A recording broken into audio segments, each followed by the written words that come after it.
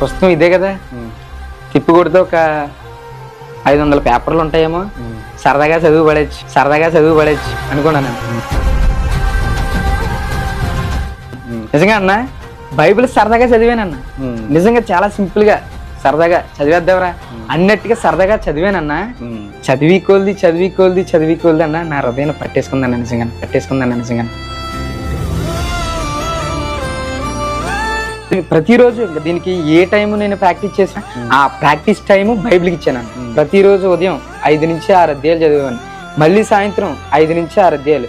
ఇలా ప్రతిరోజు చదవడం వల్ల ఒక తెలియని నాలో పాపాలన్నీ బయటపడడం స్టార్ట్ చేశాను.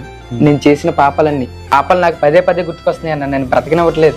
ఏం చేయాలో ఇప్పుడు ఎన్ని కప్పుకోవాలంటే నేను చేయవలసింది ఒకటేనన్నా, అది బాప్తీసం తీసుకోవడం. ఎప్పుడైతే ఈ బాప్తీసం తీసుకున్నానో